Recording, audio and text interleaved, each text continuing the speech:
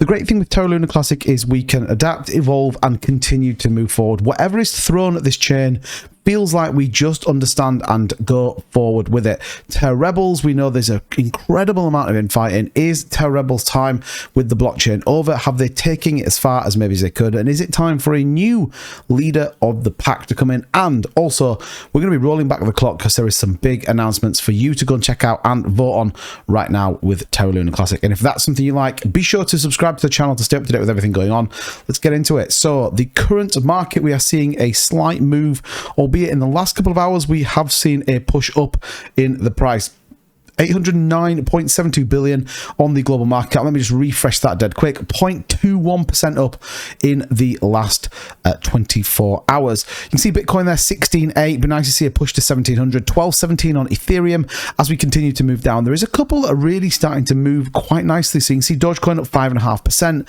Equally, as we come down a little bit further, you can see there the Avalanche at 1.5%. Cosmos at 2.5%, as well as a number of others that are starting to move. And we get a little bit further down to the 43rd highest ranked cryptocurrency, Terra Luna Classic, at 6.57% up. It's always good to see a good, strong move for Luna Classic. A number of important factors.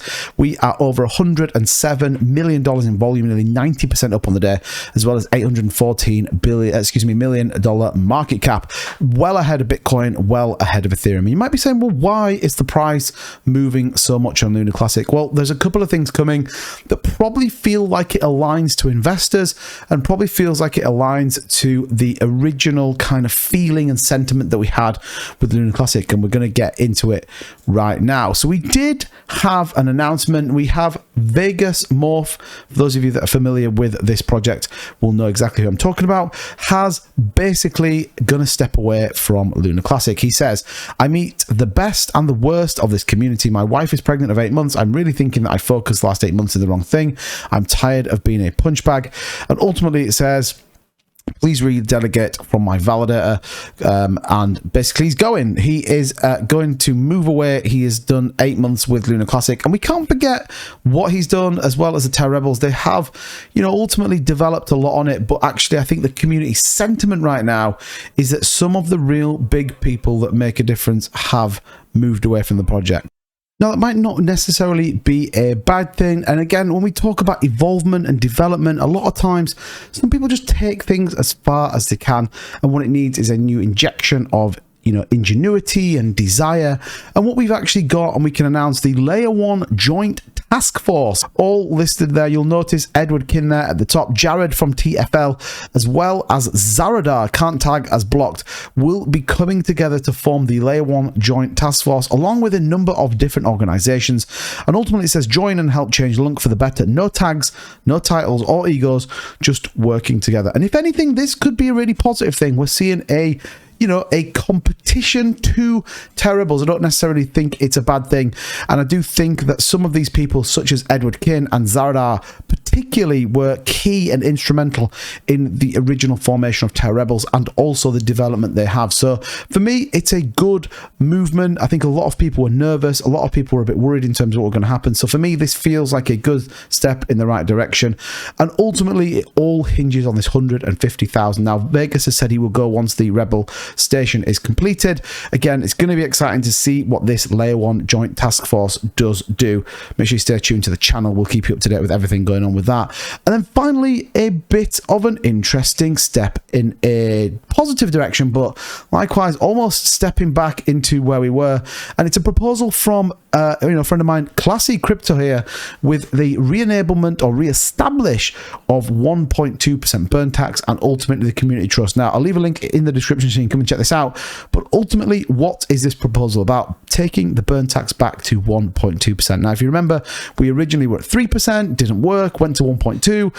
Didn't give it long enough, a couple of weeks, boom, get it to 0.2%, and ultimately we're just not seeing the supply come down quick enough. Yes, we can build decentralized applications. Yes, we can build DEXs. Yes, all of that is great and ultimately should be part of the roadmap and the plan going forward.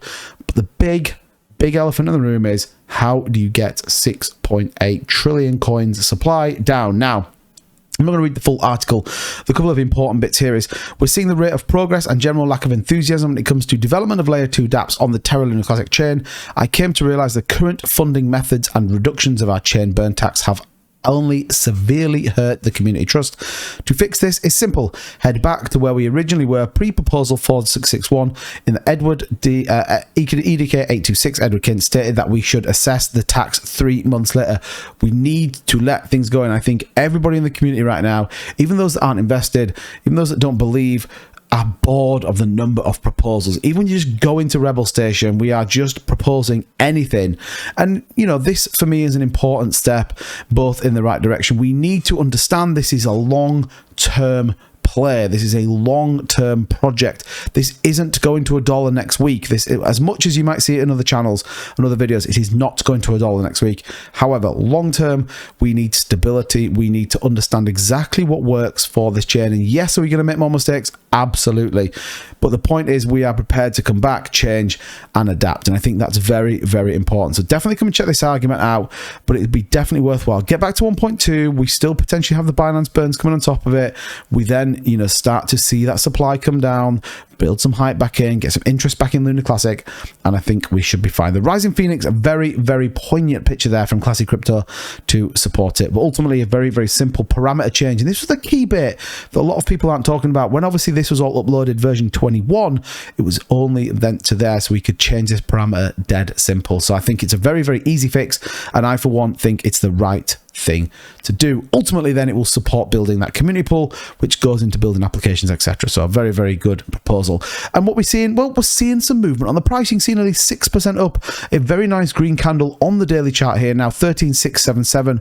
We did bottom out back at that 12 level when the whole market pulled back, but if you look at us versus the rest of the cryptocurrency market right now, we are bucking the trend.